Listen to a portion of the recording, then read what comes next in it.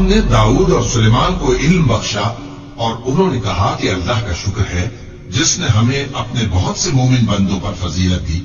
اور سلیمان داؤد کے قائم مقام ہوئے اور کہنے لگے کہ لوگوں، ہمیں اللہ کی طرف سے پرندوں کی بولی سکھائی گئی ہے اور ہر چیز عنایت فرمائی گئی ہے. بے شک یہ اس کا خاص فضل ہے. اور سلیمان کے لیے جنوں اور انسانوں اور پرندوں کے لشکر جمع کیے گئے اور پھر ان کی جماعتیں بنائی گئی. یہاں تک کہ جب چیونٹیوں کے میدان میں پہنچے تو ایک چیونٹی نے کہا کہ چیونٹیوں، اپنے اپنے دلوں میں داخل ہو جاؤ، ایسا نہ ہو کہ سلیمان اور اس کے لشکر تم کو کچل ڈالے اور ان کو خبر بھی نہ ہو. تو وہ اس کی بات سے ہنس پڑے اور کہنے لگے کہ اے پروردگار، مجھے توفیق عنایت کر کہ جو احسان تو نے مجھ پر اور میرے ماں باپ پر کیے ہیں ان کا شکر کروں اور ایسے نیک کام کروں کہ تو ان سے خوش ہو جائے اور مجھے اپنی رحمت سے اپنے نیک بندوں میں داخل فرما. اور جب انہوں نے پرندوں کا جائزہ لیا تو کہنے لگے کیا سبب ہے مجھے ہدہد نظر نہیں آتا؟ کیا کہیں غائب ہو گیا ہے؟ میں اسے سخت سزا دوں گا یا ذبح کر ڈالوں گا یا میرے سامنے اپنی بے قصوری کی واضح دلیل پیش کرے. ابھی تھوڑی ہی دیر ہوئی تھی کہ ہدہد آ موجود ہوا اور کہنے لگا کہ مجھے ایک ایسی چیز معلوم ہوئی ہے جس کی آپ کو خبر نہیں، اور میں آپ کے پاس ملک سبا سے ایک یقینی خبر لے کر آیا ہوں. میں نے ایک عورت دیکھی کہ ان لوگوں پر حکومت کرتی ہے اور ہر چیز اسے میسر ہے اور اس کا ایک شاندار تخت ہے. میں نے دیکھا کہ وہ اور اس کی قوم اللہ کو چھوڑ کر آفتاب کو سجدہ کرتے ہیں اور شیطان نے ان کے اعمال انہیں آراستہ کر دکھائے ہیں اور ان کو رستے سے روک رکھا ہے. بس وہ رستے پر نہیں آتے اور نہیں سمجھتے ہیں کہ اللہ کو جو آسمانوں اور زمین میں چھپی چیزوں کو ظاہر کر دیتا اور تمہارے پوشیدہ اور ظاہر اعمال کو جانتا ہے، کیوں سجدہ نہ کرے؟ اللہ کے سوا کوئی عبادت کے لائق نہیں، وہی عرش عظیم کا مالک ہے. سلیمان نے کہا اچھا، ہم دیکھیں گے تو نے سچ کہا ہے یا تو جھوٹا ہے. یہ میرا خط لے جا اور اسے ان کی طرف ڈال دے، پھر ان کے پاس سے ہٹ جانا اور دیکھنا کہ وہ کیا جواب دیتے ہیں. ملکہ نے کہا کہ دربار والوں، مجھ تک ایک نامہ گرامی پہنچایا گیا ہے.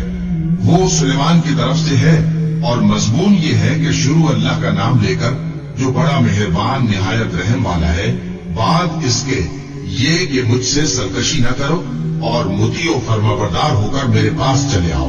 خط سنا کر کہنے لگی کہ اے اہل دربار، میرے اس معاملے میں مجھے مشورہ دو. جب تک کہ تم حاضر نہ ہو اور صلاح نہ دو میں کسی کام کا فیصلہ نہیں کیا کرتی. وہ بولے کہ ہم بڑے زوراور اور سخت جنگجو ہیں اور حکم آپ کے اختیار میں ہے، تو جو حکم دیجیے گا اس کے انجام پر نظر کر لیجیے گا. اس نے کہا کہ بادشاہ جب کسی شہر میں داخل ہوتے ہیں تو اس کو تباہ کر دیتے ہیں اور وہاں کے عزت والوں کو ذلیل کر دیا کرتے ہیں، اور اسی طرح یہ بھی کریں گے. اور میں ان کی طرف کچھ تحفہ بھیجتی ہوں اور دیکھتی ہوں کہ قاصد کیا جواب لاتے ہیں. بس جب قاصد سلیمان کے پاس پہنچا تو سلیمان نے کہا کیا تم مجھے مال سے مدد دینا چاہتے ہو؟ سو جو کچھ اللہ نے مجھے عطا فرمایا ہے وہ اس سے کہیں بہتر ہے جو تمہیں دیا ہے.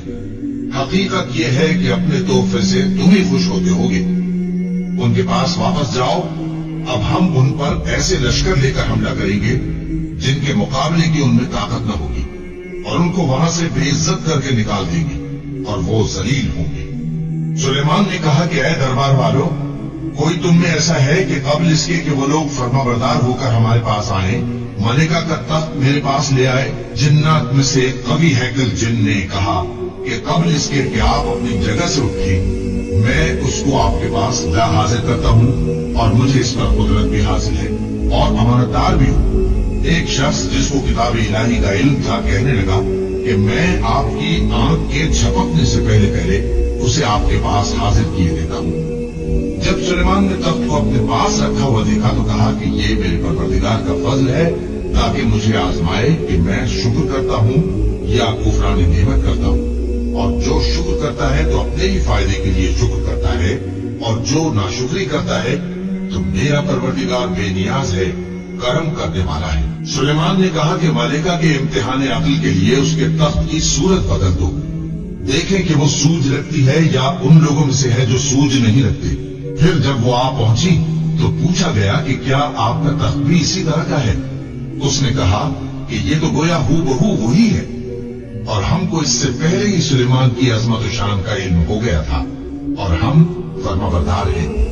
اور وہ جو اللہ کے سوا دوسروں کی پرستش کرتی تھی، سلیمان نے اس کو اس سے منع کیا کہ وہ کافروں میں سے تھی۔ اس کے بعد اس سے کہا گیا کہ محل میں چلیے۔ جب اس نے اس کے فرش کو دیکھا تو اسے پانی کا حوض سمجھا اور کپڑا اٹھا کر اپنی پنڈلیاں کھول دی۔ سلیمان نے کہا، یہ ایسا محل ہے جس کے نیچے بھی شیشے جڑے ہوئے ہیں۔ وہ بول اٹھی کہ پروردگار، میں اپنے آپ پر ظلم کرتی رہی تھی اور اب میں سلیمان کے ساتھ اللہ رب العالمین پر ایمان لاتی ہوں۔